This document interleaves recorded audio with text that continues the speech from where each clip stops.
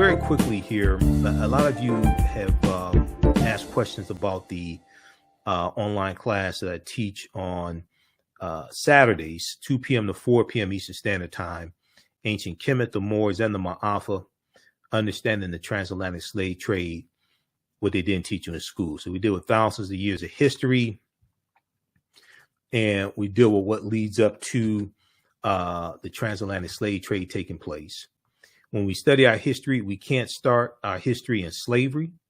And this is one of the things that really has to be impressed during Black History Month, African American History Month. We can't start our history in slavery.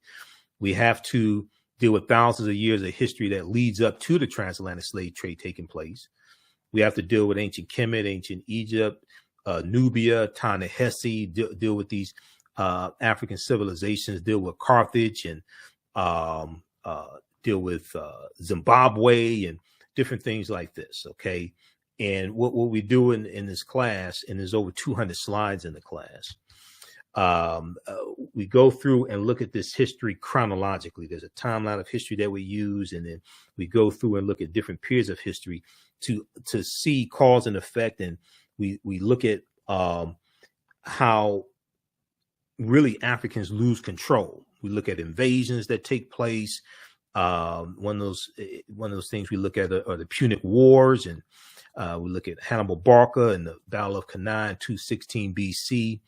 But we have to understand that even when we look here at the U.S., we have to understand that African people have been in the land we call the United States of America, this landmass. We've been here at least 51,700 years.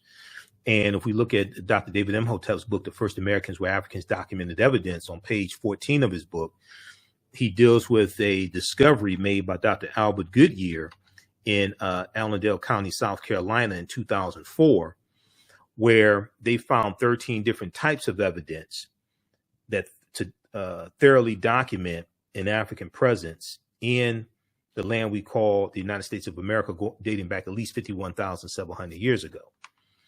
Now, this is, and in South America, dating back at least 56,000 years ago. And they found artifacts, architecture, campsites, carvings, Egyptian writings, footprints in lava, genetic M174, dihaploid groups dealing with DNA and genetics, linguistics, paintings, skulls, skeletons, structures, and tools. Now, these were the Khoisan. The Khoisan have the oldest DNA on the planet. This is Dr. Albert Goodyear, who's an archaeologist at the University of South Carolina. This is an article from 2004 from ScienceDaily.com that talks about his discovery. This article is almost 20 years old. New evidence puts man in North America 50,000 years ago. Because one of the things we do in the class is we look at archaeological discoveries, and these archaeological discoveries that have come out in the past, within the past 10 years, that are causing the archaeologists and scientists to totally rethink everything and push the timelines back. Okay, so this is why we can't start our history in this country with us conquered and shackled and changed and conquered by Europeans. All right, but even when we deal with our history before the United States, we can't start our history in 1441 with the Portuguese going into Mauritania. We can't start our history in slavery. We have to deal with when African people ruled the world. So the Khoisan have the oldest DNA on the planet. In October 2012, genetic study published in Science magazine found that the Khoisan in Southern Africa are the oldest ethnic group of modern humans, with their ancestral line originating about 100,000 years ago. The Khoisan, formerly called by the derogatory term Bushmen, are genetically unique, and no other currently known population had separated so early from our common modern human ancestor, according to the report.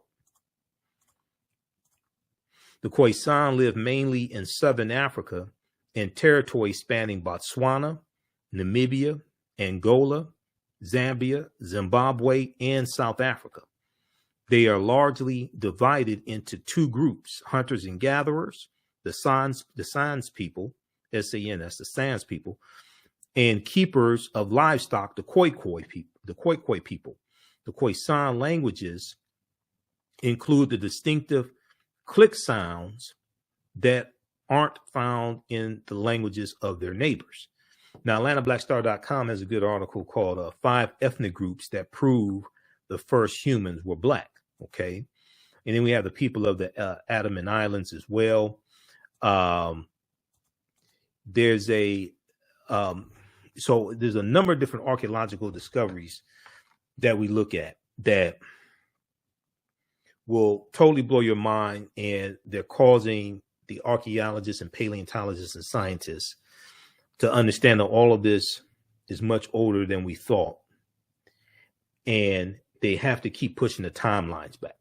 I mean, there was an ancient beer factory discovered. It was discovered last year. It was discovered in 2021 in Egypt that dates back 5,000 years. But this discovery right here, New York Times has an article from February 2010 on Crete, new evidence of very ancient mariners. On Crete, new evidence of very ancient mariners. And this discovery deals with on the Greek island of Crete, which has been an island for more than 5 million years. They found stone tools that date back at least 130,000 years ago. They found stone tools that date back at least 130,000 years ago. And they said this is looked at as evidence, because it's considered strong evidence for the earliest known seafaring in the Mediterranean. Now, Crete has been an island for more than 5 million years,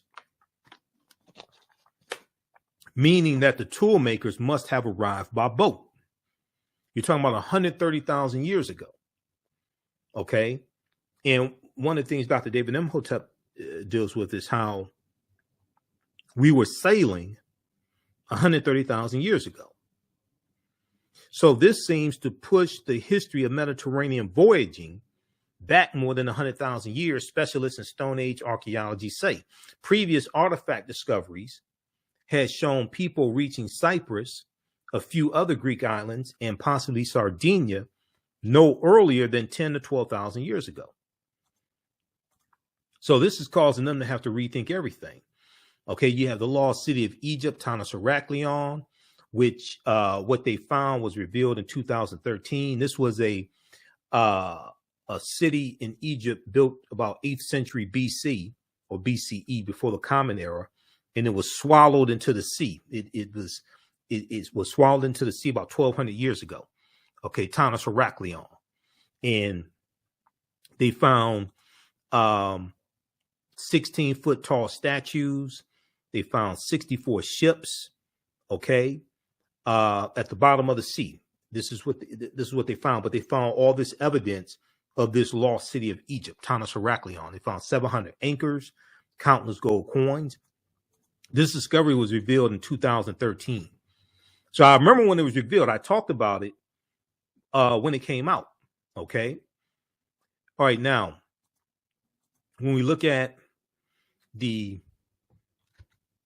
Washington Monument, that is a ancient African symbol called a Tekken, which comes from the mythology of Asar, Aset, and Heru, who the Greeks called Osiris, Isis, and Horus. And there were about 1,200 Tekkenu all throughout ancient Kemet. We know that the foundation of Freemasonry comes out of ancient Kemet as well, comes out of the teaching from the lodges, the mystery systems, out of ancient Kemet. And 50 of the 56 signers of the Declaration of Independence were Freemasons. Egypt. So there's some books that we reference in the class. You don't have to buy any of the books to follow along. But one of them is Egypt on the Potomac by Tony Browder. And I've interviewed, Browder's a friend of mine. I've interviewed him a number of times. Brilliant historian and archaeologist. There were approximately 1,200 Tekenu built in ancient times, but only about a dozen are found in Egypt today. Many of the Tekenu removed from Egypt are now in Istanbul, Turkey, London, England, Paris, France, Berlin, Germany, Vatican City in Italy, Rome, Italy, Vatican City, and elsewhere throughout the world. The Tekenu for plural, are now called obelisks by their new owners, and few know their origin or that they symbolize the resurrection of the African king Asar, or the African king Asar from the mythology of Asar Set Heru. Now, the word Mason is derived from the Latin words mass and sun. Mason means child of light and expresses the desire to pursue light, which is a metaphor for the sun, which symbolizes knowledge. So for eons,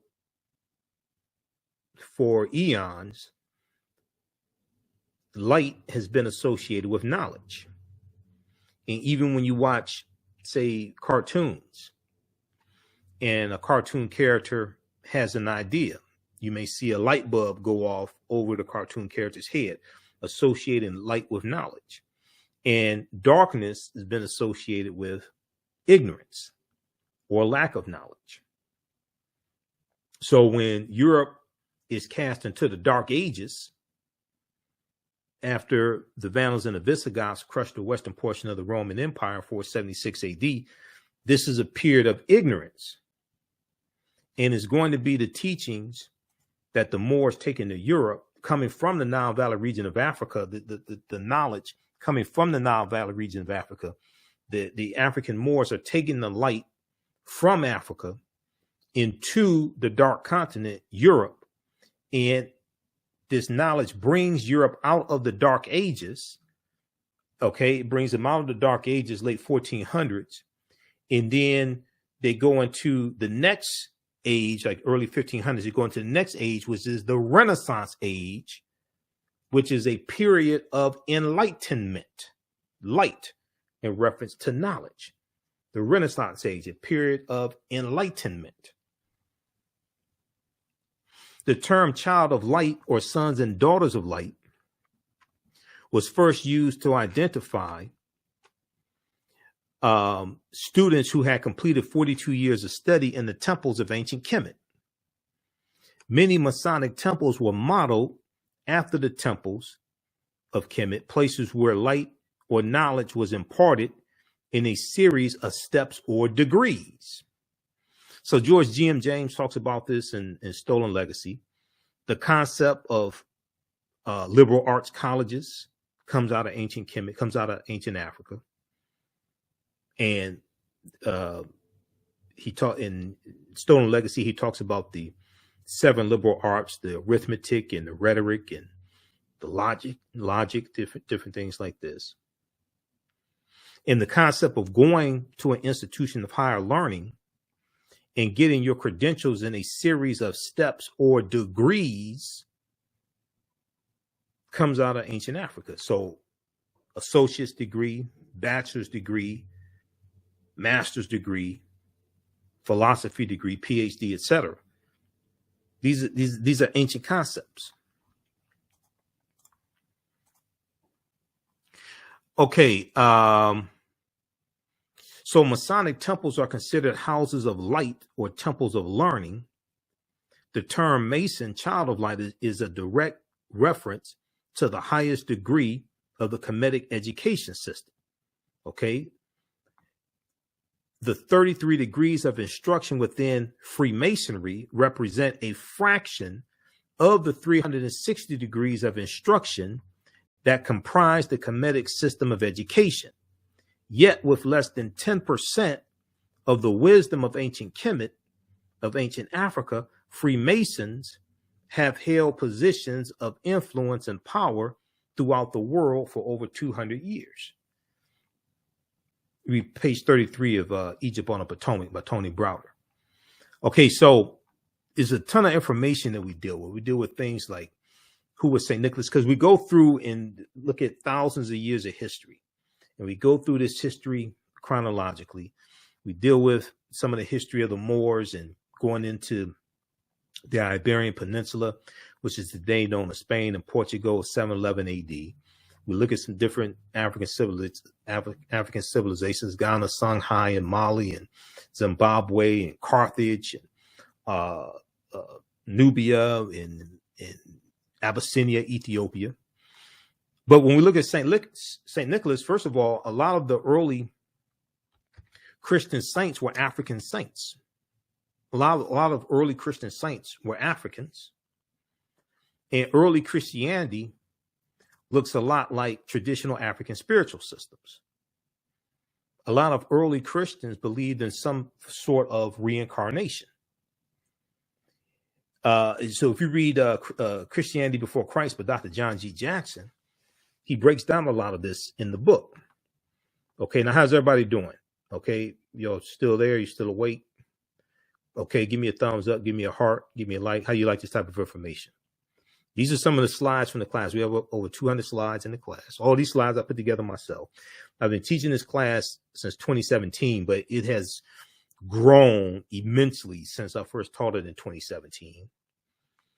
And if you've taken any of my online classes in the past, be sure to email me at ahnshow@africanhistorynetwork.com, because you'll get 50% off these classes. So this class here, this one meets on Saturdays, 2 p.m. to 4 p.m. Eastern Standard Time. So we do the sessions live. All the sessions are archived and recorded. You can go back and watch it anytime. In class, you can see me. I can't see you. I don't take attendance, anything like that. All right. This is ancient Kemet, the Moors, and the Maafa, understanding the transatlantic slave trade, what they didn't teach you in school. The term Maafa is a Kiswahili term which refers to the Great Disaster. It refers to our Holocaust, okay, which is totally different than anybody else's. This is not trying to take away from other disasters that have happened to other people, but ours is entirely different. All right. And so this is you can use this information with your children also. I would say the information is PG-13. The other class that I teach is, so this class is on sale $60, regularly $130. And after there's also bonus content that you get as well. So there's 15 bonus lectures that you'll get from me that make up the Michael Imhotep 15 lecture bundle pack. We have it in DVD format, the 15 DVD bundle pack, but you're going to get it in digital format when you register for this class. Okay, you get 15 of my lectures that are included in this bundle pack also. In the second class I teach on Sunday is From the Civil War to the Civil Rights Movement of Black Power, 1865 to 1968. That's on sale $60 also, regularly $130. And that's 2 p.m. to 4 p.m., same format.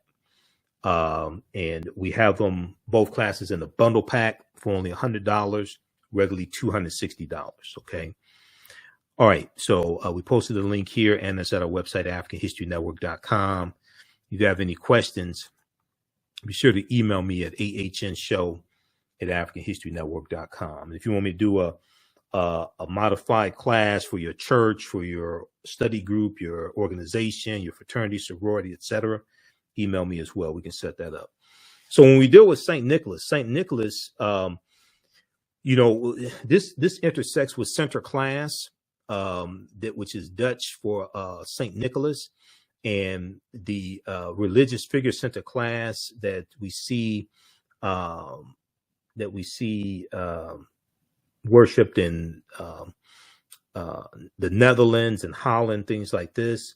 And then this also gets into Black Pete, Zwarte Piet, who is a Moor, Black Pete the Moor. And you have these Europeans who have a parade and celebrate Zwarte Piet and Black Pete. And they put on blackface, and Afro wigs, okay, and they this right here, they put on blackface and Afro wigs, all right, and they celebrate the coming of center class and Black Pete. Now, from center class, from this religious figure of center class, you get the secular figure, the mythological figure of Santa Claus. Okay, and center class is introduced into the U.S. in the early 1700s by the Dutch. And you're going to have the cartoonist Thomas Nast. The cartoonist Thomas Nast, N-A-S-T, is largely credited with creating the secular figure of Santa Claus, the jolly fellow, fat, red and white suit, things like this. But that comes from center class, which comes from the Netherlands. But if we look at Bishop Nicholas of Myra, which is modern day Turkey, he was a Greek Orthodox bishop born in 280 AD. He was African, by the way, as well, as many of your early saints were. He was born to wealthy parents and gave away his inheritance to the poor. He's a patron saint to children, seamen, prostitutes, pawnbrokers.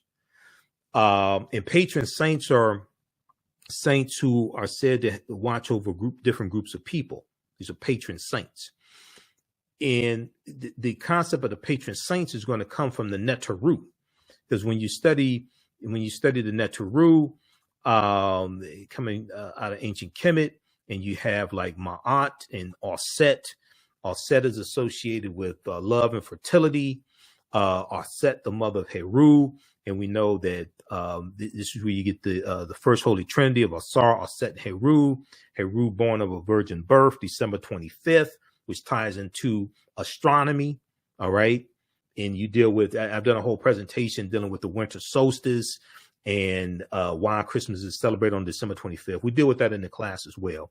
There's a whole separate lecture I've done dealing with that in ancient Kemet, the winter solstice, and the history of Christmas. But Christ is not a name, it's a title. Dealing with anointed or the anointed one. Christ coming from the Greek Christos, coming from the Kemetic ka rest, ka meaning spirit, rest meaning to rise. When you study all this, it takes you right back to ancient Africa or Sumer or Mesopotamia, and we're dealing with a retelling of ancient stories. We're dealing with a retelling of ancient stories told over and over again, adapted to various people's cultures throughout thousands of years. Okay, and their ethnicity is put on it, their names are put on it, and their ideology that coming from their culture, their mores, their cultures, things like this are infused into these stories. When you look at in Europe, they were worshiping the Black Madonna and Child even before the Moors go into Europe, which comes from Asar, Auset, and Heru.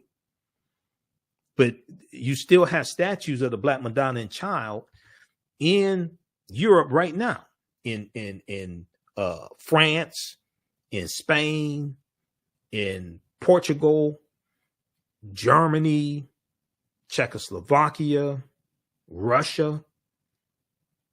And from the Black Madonna and Child, you get the decolorized version of the white Mary and Jesus. And as Europeans are coming out of the Dark Ages and they start conquering other people's lands and extracting the wealth out of people's lands, extracting the mineral wealth and building up Europe, because Europe had been devastated by the Black Death, the bubonic plague, and from 1347 to 1400, Europe loses between a quarter to a third of their population. But as you see a rise in European powers, you're going to see a rise in the dominance of the European phenotype. European phenotype gets elevated, and a lot of these different figures that were traditionally African figures, mythological, etc., get reinterpreted as European. When you study Zeus amongst the Greeks, In Greek mythology, in Greek mythology, they tell you Zeus comes from Ethiopia. We know the word Ethiopia and Ethiops is Greek, which means sunburnt, but they tell you Zeus comes from Ethiopia. Originally, Hercules was black. Then you're going to see Michelangelo paint the Sistine Chapel, and he uses his aunt and uncle as the models for Adam and Eve. You're going to see this reinterpretation of these traditional figures that were traditionally African. You're going to see them reinterpreted as European, and then they're going to be projected around the world. If you look at this book here, this is one of the books I use in the class from Runoko Rashidi, who's a friend of mine. We know Runoko passed away August 2nd, 2021. He was in Egypt. Black Star, the African Presence in Early Europe. Black Star, the African Presence in Early Europe. So on page 90, and we know Runoko had a library of probably about 40,000 photographs he took. He visited something like 125 islands and countries all around the world. And he would document the African presence all around the world. So these are statues of the Black Madonna and Child in Switzerland, Poland, Madrid, Spain, Luxembourg City, Luxembourg. They were basically worshiping African people. This is coat of arms of Pope Benedict XVI with the head of a Moorish king. Because when you study a lot of these Europeans' bloodlines, they have African Moors in their bloodlines because the Moors intermixed into European populations. Okay, so on a lot of the royalty in these different European nations, on their coat of arms, they have an African Moorish head because they had some Moorish ancestry in their bloodline. This right here is the flag of Sardinia, the national flag of Sardinia that has 4 Moors heads on it. That's the national flag right now. Originally, the bandana was a blindfold because the Moors were in those areas, but they were conquered. And we're going to see in different areas, like the Moors conquered and enslaved, and we see this especially amongst the Spanish. Okay. And they're going to be taken into different like Spanish colonies. But this is a deep history. We look here, you see the Black Madonna and Child here in France. You see it, another Black Virgin of Paris. We see one here in Spain. Another one in Kremlin in Moscow. This painting, that's in Moscow. This is page 89. Okay, so this all ties into our history. This is a deep book right here. I interviewed Runoko about this book in 2014. This is another book we use in the class, Golden Age of the Moor, edited by Dr. Ivy Van Sertima. Because this, we go through and deal with this history chronologically. Okay, so Golden Age of the Moor is another book we use. Before the Mayflower by Lerone Bennett Jr. is one that we use. Okay, this is the 6th edition. It's beat up. I need another one. Now Valley Contributions of Civilization by Tony Browder is one. How White Folks Got So Rich, The Untold Story of American White Supremacy. This is the 3rd edition from the Nation of Islam Research Group.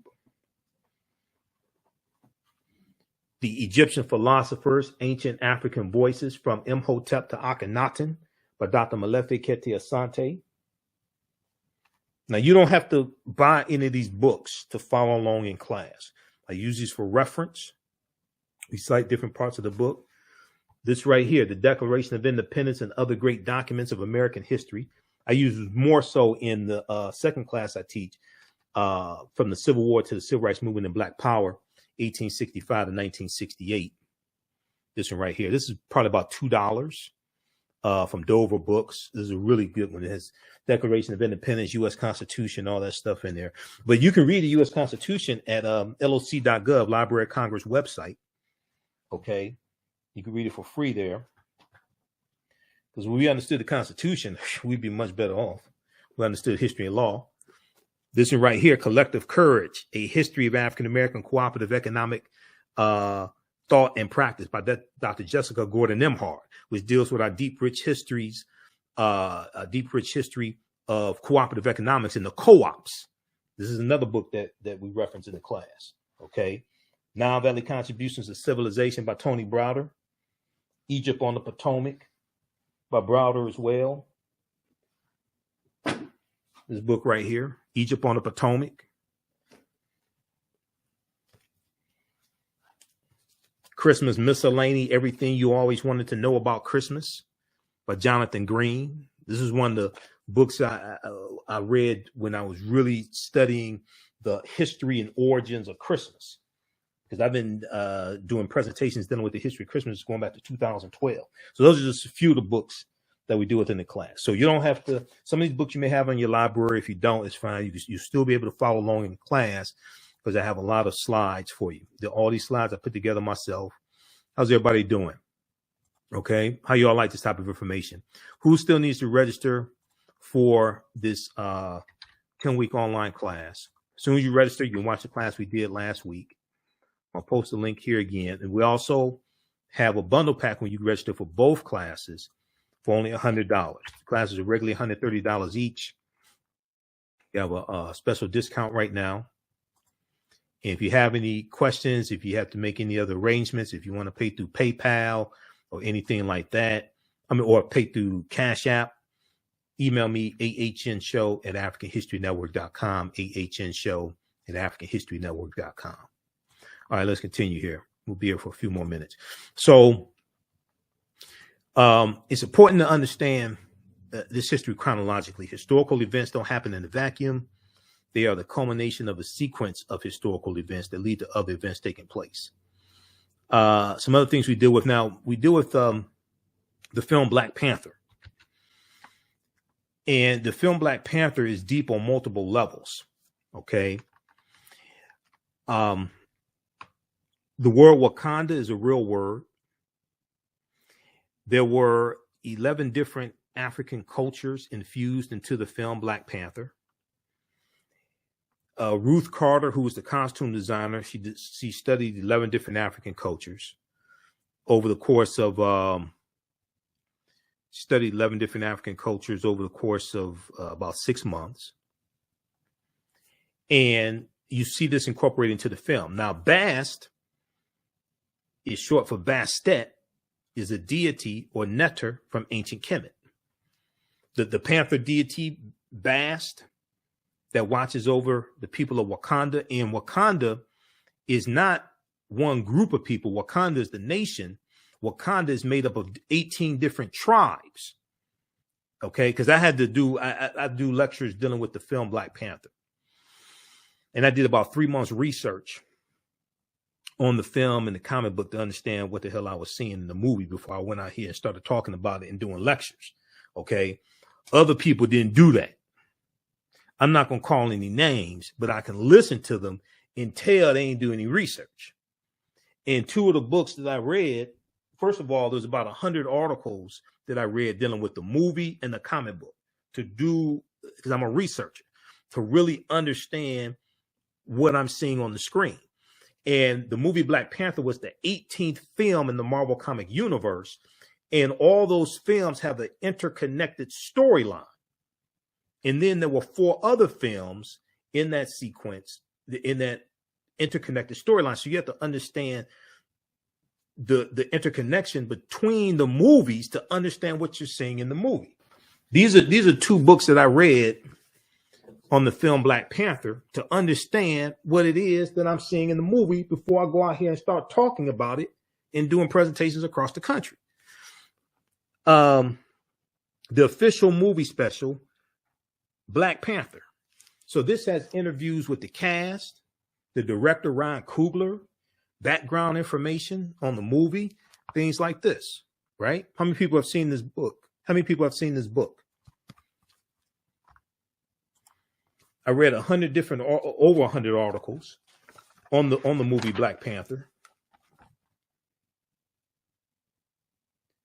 Okay, to understand what I'm seeing in the movie.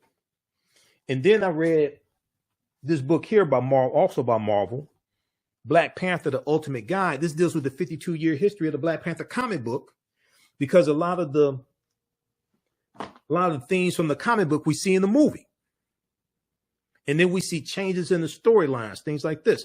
So I had to study the Dora Milaje comes straight out the comic book. I had to study the history of the comic book to understand what I'm seeing in the movie before I go out here and start doing presentations on the movie.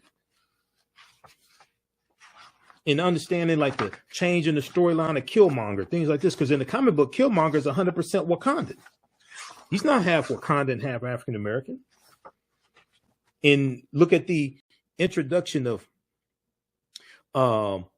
Black Panther in the Fantastic Four comic book. All this stuff. Okay. So when we look at Wakanda, first of all, Wakanda is a real word. Wakanda means possesses secret powers in the Omaha Ponca Native American language and the Sioux Indian language. And then Wakanda is also a Bantu word as well. Now, when we look at Bast or Bastet, Bastet is an ancient Egyptian goddess or neter worshipped in the form of a cat or in the form of a lioness and later a cat. She's a goddess of warfare in Lower Kemet, worshipped as early as the Second Dynasty, about 2890 BCE, before the Common Era. When we look at the Black Panther comic book, Wakandan religion and its tribes. The religion of the Wakandan people first developed during the pilgrimage to the land in their conflict with the originators. The gods of Wakanda formed from the heroes of humans within the tribe. Ascending to the status of a god, these heroes became the Orisha. The Orisha are the names of the deities in the spiritual system of Ifa, which is practiced amongst the Yoruba of Nigeria. This is in the comic book, the Orisha. Some people say Orishas, but a brother from Nigeria told me, he said it's Orishas.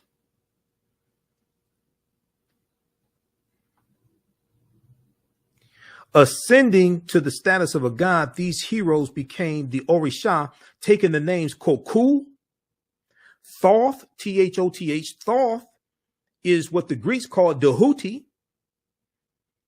Dahuti is the deity, the neter, that delivered the Annunciation to the Virgin Auset that she's going to give birth to Heru.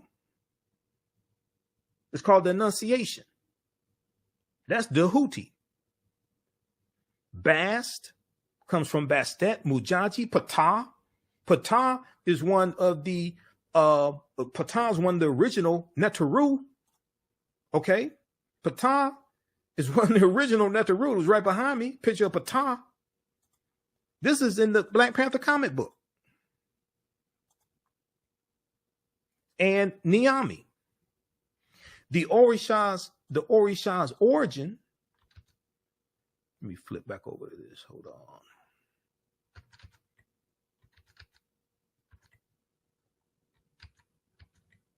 The Orisha's origin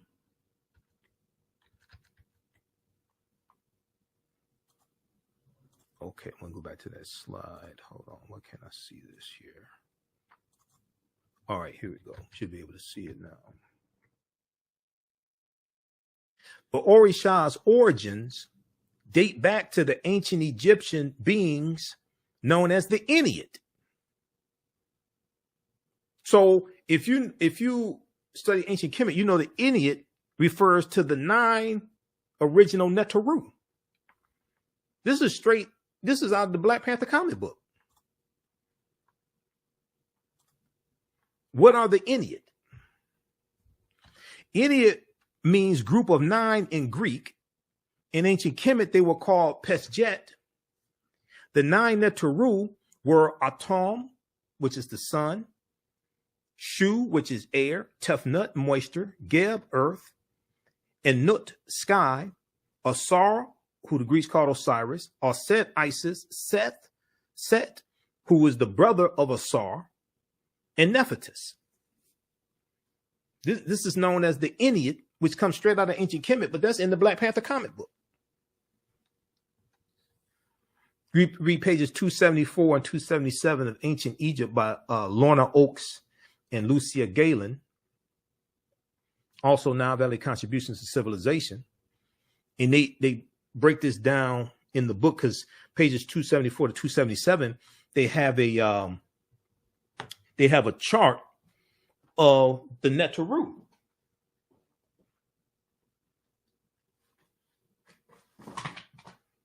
This book right here. They have a chart of the Neteru.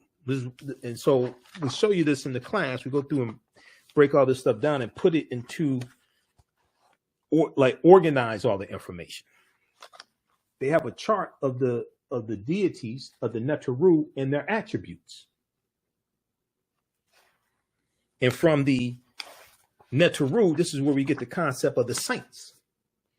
Because in Christianity, and contrary to popular belief, the Catholic Church wasn't founded until mid 11th century AD. It's going to be the Eastern Orthodox Church that we see early on.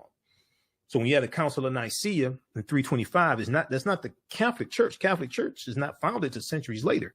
That's the Eastern Orthodox Church. That's the Eastern Orthodox Church that we see when in 431 or 432 AD, Pope Celestine I sends a British slave named Patrick into Ireland to convert the Irish to Christianity.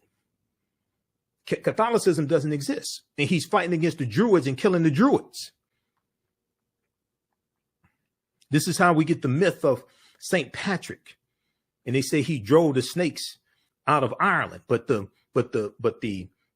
Druids are dealing with a watered down version of teachings coming out of ancient Kemet, and they wore on their helmets, they wore a cobra, or they have a uraeus on their helmets, and they were known as the snake people.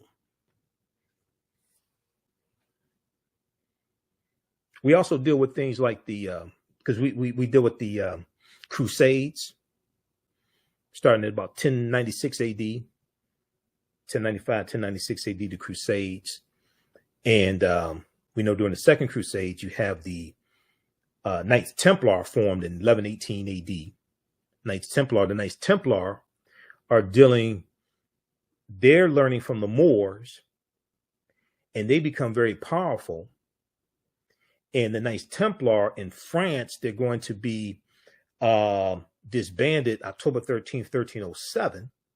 And we deal with this whole thing called frigatriskaidekaphobia, which is the fear of Friday the 13th, and triskaidekaphobia, which is the fear of the number 13. And there's history behind it, and part of that deals with the Knights Templar, Friday the 13th, 1307, losing power. But the teachings of the Knights Templar go underground, and they resurface as the Freemasons and Rosicrucians and these different other secret societies or societies with secrets. But these are watered down versions of the teachings that the Moors take into Europe that come from ancient Africa.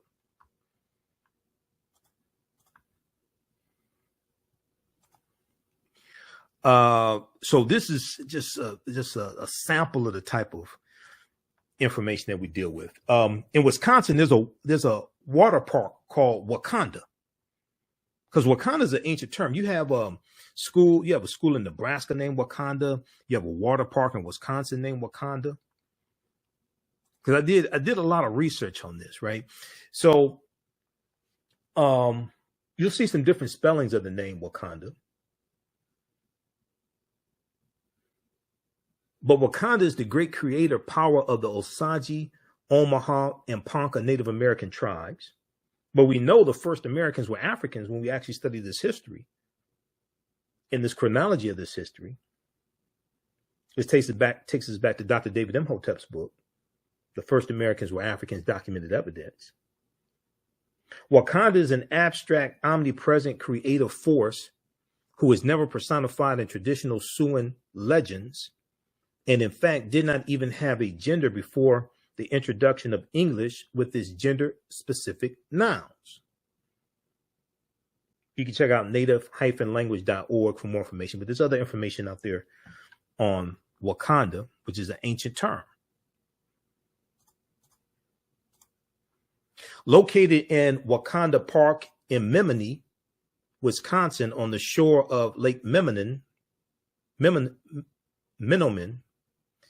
this group is what's left of once large cluster of mounds that were submerged when Lake Menominee was created by damming Red Cedar River. Out of 17 submerged mounds, 14 were excavated by archaeologists. Some of the mounds contain burials, including an individual wearing clay mask, the feature found in only 2 other mound sites in Wisconsin.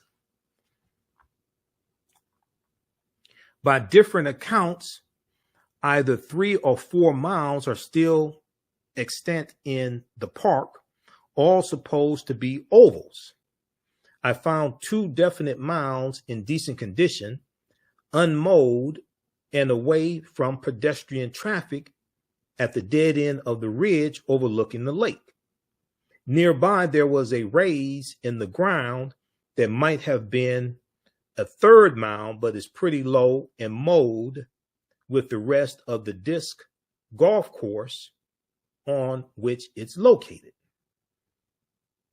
Okay, you check out wisconsinmounds.wakandaparkmounds.html or Menominee-wi for wisconsin.gov.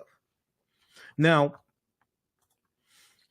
in doing this research, so I was looking, and they have this historical marker, this whatever this is, this sign, this like historical marker here at the Wakanda Park in Wisconsin. And it talks about a group of ancient mortuary mound, and it talks about prehistoric Indian mounds. And they talk about these early mound builders. So this is a deep history. Okay, so these are just a few of the things we deal with. We talk about Carthage and Hannibal Barca and the Battle of Cannae in 216 BC, and Carthage being destroyed in 146 BC by the Romans. We deal with Ghana, Songhai, and Mali, 3 great West African nations. We talk about the Moors as well. And everything we taught Europeans came back to kick us in the behind. We deal with, according to the Oxford English Dictionary, the Moors as early as the Middle Ages and as late as the 17th century were commonly supposed to be black or very swarthy, and hence the word is often used for negro. Early in the 8th century, after a grim and extended resistance to the Arab invasions of North Africa, the Moors joined the triumphant surge of Islam. Following this, they crossed over from Morocco over to the Iberian Peninsula, which is today known as Spain and Portugal, where their swift victories and remarkable feats soon became the substance of legends. In 710 AD, or Common Era, Tarif, with 400 soldiers and 100 horses, all Berbers, successfully carried out a mission in southern Iberia. Tarif, an important port city in southern Spain, is named after him. This was a reconnaissance mission to get the lay of the land and see what they were up against. It is clear, however, that the conquest of Spain was undertaken by Tariq ibn Ziyad. Tariq was in command of an army of at least 10,000 men. And where they land when they go in 711 AD it's a rock promontory called Jebel Tariq, or Tariq's Mountain, also known as Gibraltar or the Rock of Gibraltar. And this is named after Tariq ibn Ziyad. So we go through and we look at everything from Christopher Colon to Publius Cornelius Scipio Africanus, who is attacking Carthage. We look at what Columbus is central to really understanding the spread of the transatlantic slave trade and where he went on his 4 voyages. And the nations that he conquered, the island nations that he conquered, like Jamaica and Dominican Republic and Haiti on the island of Hispaniola, which he called La Isla Española, which is anglicized to Hispaniola, okay, refers to the Spanish island. So the western third of the island of Hispaniola was a colony they called Santo Domingo amongst the Spanish. When the French take over the colony in 1697 from the Spanish, they call it Saint Dominique. And we know there's a revolution in 1791 in that colony. And when those Africans declared their independence January 1st, 1804, they called it Haiti, which is the Taino name, Haiti. And we call it Haiti. But those nations of Haiti, Santo Domingo, Dominican Republic, Cuba, which Columbus conquers on behalf of the Spanish crown in 1492, Puerto Rico, which he conquers in 1493 on behalf of the Spanish crown, those island nations have never recovered for what happened to them over 500 years ago. They're still dealing with the side effects of what happened to them over 500 years ago. And the British take over Jamaica from the Spanish. The French take it over from the Spanish. But when we look at where Columbus goes on his 4 voyages, see, Columbus helped lay the foundation for slavery, racism, capitalism, the exploitation of indigenous people.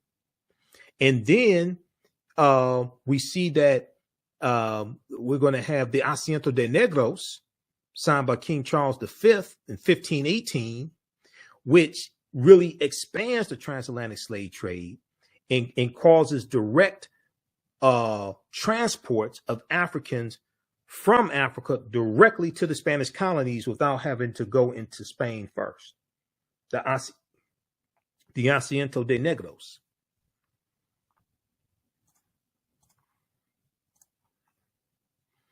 So we go through and look at a timeline of history. We deal with things like what are papal bulls, we deal with what was the transatlantic slave trade, the forced voyage of African people from Europe to Africa to the Americas. 1488, Pope Innocent VIII, he wasn't so innocent. Pope Innocent VIII accepted a gift of 100 more slaves from King Ferdinand of Spain, and then distributed these African slaves to various cardinals and nobles. 1488. This is 2 years before Columbus set sail. Columbus set sail August 3rd, 1492, late in the same year that the Reconquista is complete, and the Spain takes back control of the last stronghold of the Moors in Granada, January 2nd, 1492.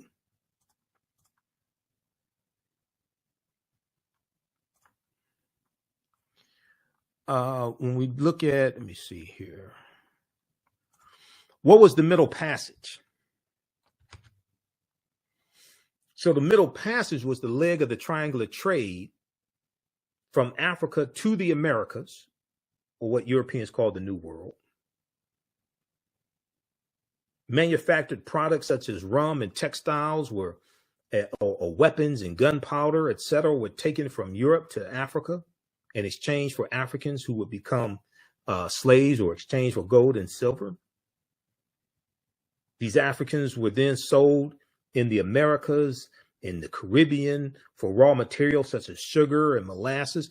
And one of the things that they're doing, especially amongst the Spanish, and the French do this also, they set up sugarcane plantations in these colonies because sugarcane grows in warmer climates. So Jamaica and Haiti and Cuba and Puerto Rico are excellent climates to grow sugarcane. And sugarcane was a big commodity even before cotton became king. So we take you throughout history, and then we leave off in about the 1830s or so, 1840s. In the second class that I teach, from the Civil War to the Civil and Black Power, 1865 to 1968, that second class basically picks up where this first class leaves off. And the reason why is because the second class is a 10-week online class. There's so much information that I had that I couldn't deal with. See, that the period of time from 1865 to 1968 is a crucial period of time. And we're dealing with the Civil War. We're dealing with the Special Field Order number 15, 40 Acres and a Mule, all this history. Okay. So the second class, from the Civil War to the Civil Rights Movement and Black Power, 1865 to 1968. We go through in each class, we analyze about a 10, 15, 20-year period of time. We start in 1803 with the Louisiana Purchase, which is tied to the Haitian Revolution of 1791. And France sells the land that they have here in the U.S. They sell that land for about $15 million to the U.S. in 1803. And that deal was signed off on by Thomas Jefferson, President Thomas Jefferson. So the Louisiana Purchase basically doubles the territory of the U.S. at that time. And they're going to carve out about 15 states out of this territory. Louisiana Purchase of 1803, which is tied to the Haitian Revolution. And the Louisiana Purchase of 1803 brought into the United States about 828,000 square miles of territory from France. France had no right to the land. This land basically stolen from Native Americans and African people who were already here. But this doubled the size of the U.S. What was known at the time as the Louisiana Territory stretched from the Mississippi River in the east to the Rocky Mountains in the west, and from the Gulf of Mexico in the south to the Canadian border up north. Part or all of 15 states were eventually created from the land deal, which is considered one of the most important achievements of Thomas Jefferson's presidency. You check out history.com, official website of the History Channel. They have some good information there on Louisiana Purchase. So we go through and look at this history. We look at we look at this history chronologically as well. We look at Texas becoming part of the Union in 1845. We look at Texas winning their independence from Mexico in 1836. Mexico winning their independence from Spain in 1821. Vicente Guerrero becoming the second president of Mexico in 1829. He's of African descent. He abolishes slavery. We look at the Alamo, the fight over the Alamo, the fort, 1836. Look at the Mexican-American War, 1846, 1848. Okay. And because of the Mexican-American War, then the U.S. is going, and you're dealing with this concept of manifest destiny as well. The U.S. is going to get the land that makes up California, Arizona, New Mexico, Colorado, Utah, and Nevada from Mexico. as a result of the Treaty of Guadalupe Hidalgo of 1848, which is what ends the Mexican-American War.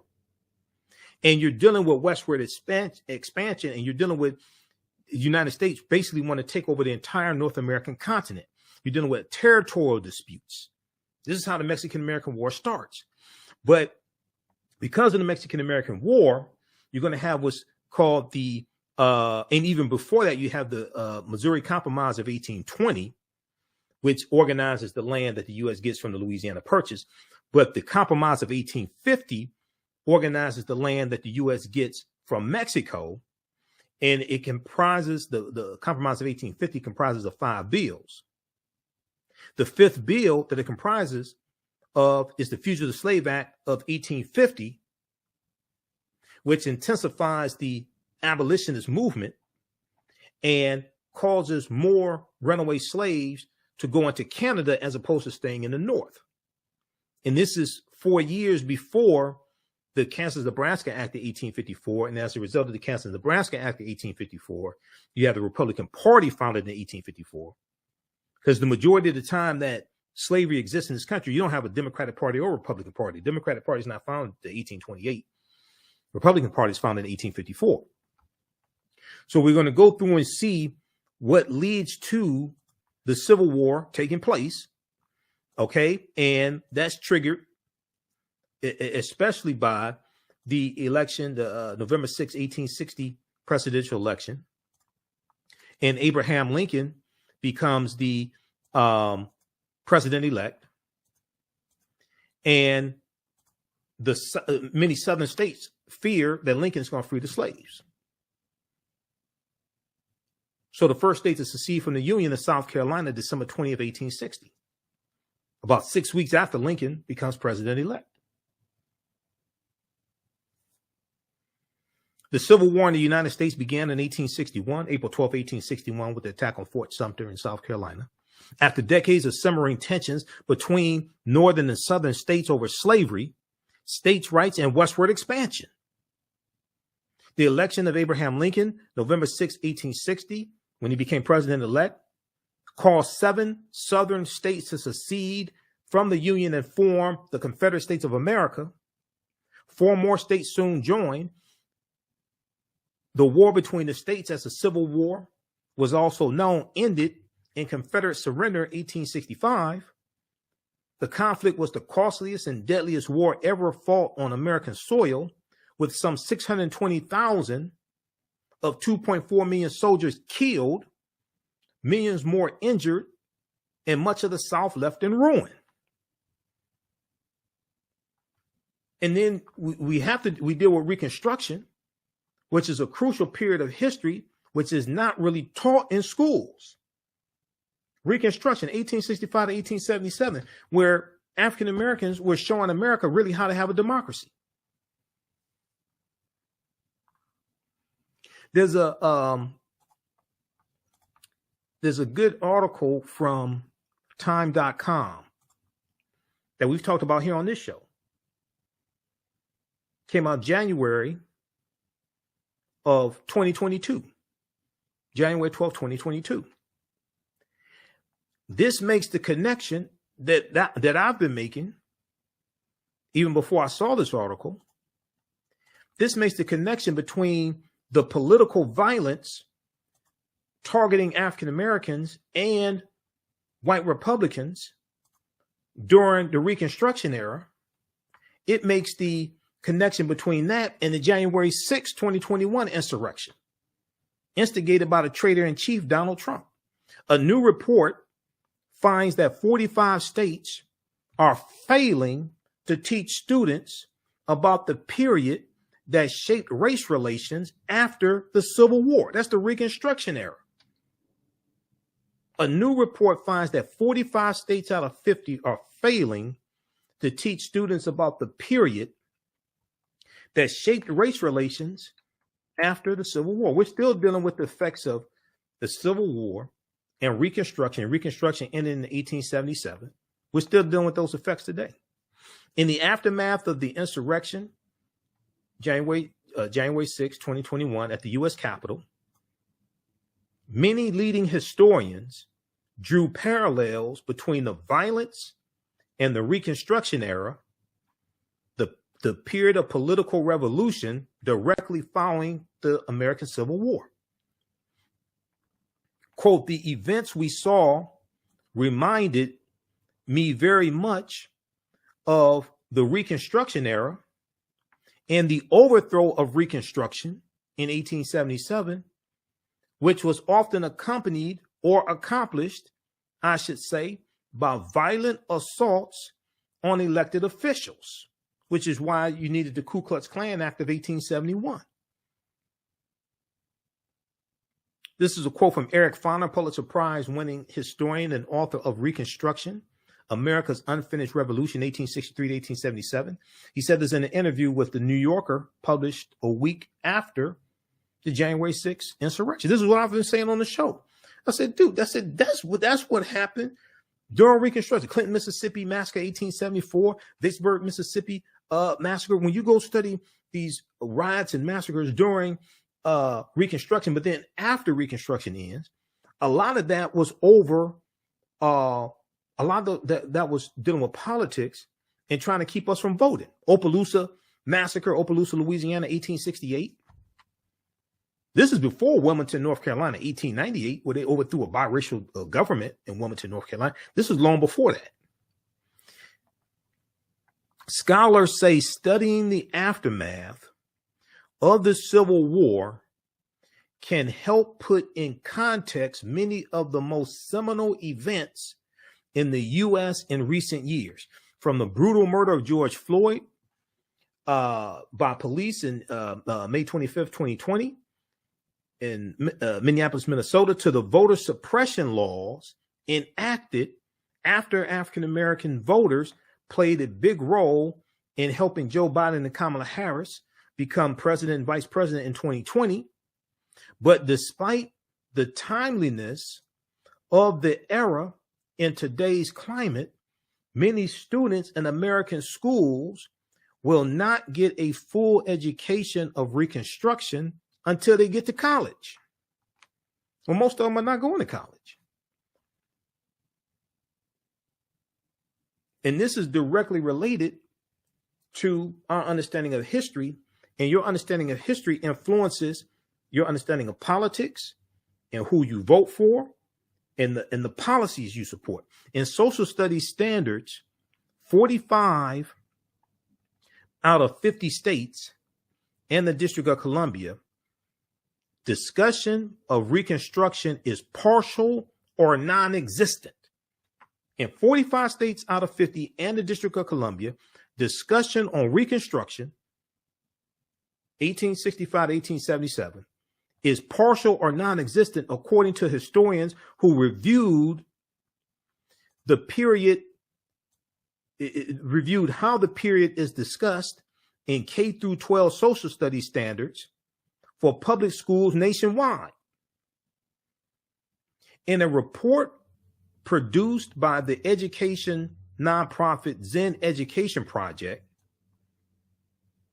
the study's authors say they are concerned that American children will grow up to be uninformed about the critical period of history that helps explain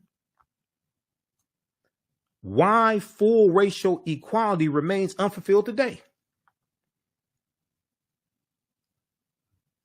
So all this is connected, and all this is tied to history. And historical events don't happen in a vacuum. They are the culmination of a sequence of historical events that have a domino effect and lead to a larger event taking place. Okay, so check this out from time.com. A new report finds that 45 states are failing to teach students about the period that shaped race relations after the Civil War.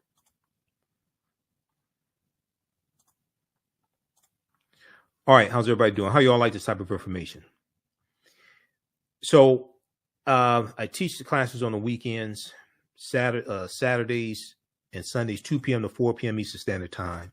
If you have any questions, email me at ahnshow@africanhistorynetwork.com. I'm going to post the link here again. You can register for the online class. You also can register for the bundle pack. So the class is regularly $130. They're on sale $60. $60 each. We have a bundle pack. You can register for both classes for $100. If you want to pay through Cash App, email me and we can do that as well. Or you can just send it through Cash App also. I'll enroll you in the class. We have a Cash App information here. $, the AHN show through Cash App and through PayPal, paypal.me/the AHN show. So on Saturdays, we have the information at our website, AfricanHistoryNetwork.com. On Saturdays, 2 p.m. to 4 p.m. Eastern Standard Time, ancient Kemet, the Moors, and the Maafa, understanding the transatlantic slave trade, what they didn't teach you in school. As soon as you register, you can watch the class we did last week. So we do the sessions live. All the sessions are archived and recorded. You can go back and watch them anytime. Okay. You don't have to be present in class. And even a year, and once you register, you have full access to the class. So even after the course is over with, a year from now, if you want to watch the full class, is there, you can watch it. You can also use this information with your children and your family. The information, I would say, is PG-13. I don't do a lot of cursing. It's not overly graphic. I don't show naked people and things like this. It is, it's not like that. On Sundays, 2 p.m. to 4 p.m., I teach from the Civil War to the Civil Rights Movement and Black Power, 1865 to 1968. Okay. All right. And then all of my DVD lectures and digital downloads are at our website, AfricanHistoryNetwork.com. If you have any questions, email me. If you want me to do a presentation or you want me teaching these classes for your churches, your study groups, organizations, fraternities, sororities, you want me to do a modified, a shorter version of these classes, or you want me to do a presentation for your group or organization, email me as well. Okay, well, look, we have to get out of here. I'll see you all in class. Remember, at the African History Network, hopefully you learned a lot from this. Give us a thumbs up on this broadcast. Give us a heart. Give us a like. Follow us on our Facebook fan page, The African History Network, our YouTube channel, Michael Imhotep, IMHOTEP, and turn on live notifications so you know when we go live. Also, sign up for our email newsletter. Text the word Kemet, K-E-M-E-T, to 22828. Text the word Kemet, text the word Kemet to 22828 to sign up for our email newsletter. All right, look, we have to get out of here. Remember, at the African History Network, we focus on educating, empowering, and inspiring people of African descent throughout the diaspora and around the world. I'll be on Roland Martin Unfiltered on Friday. I'm a panelist usually on Fridays. And, on Sundays, we're here for 2 hours on 9-10 a.m. Superstation WFDF, the African History Network show. We're here for 2 hours on Sundays. All right. Remember, right now, it's correct wrong behavior. It's not over till we win. Wakanda forever. And we'll talk to you next time, and we'll see you in class. Peace.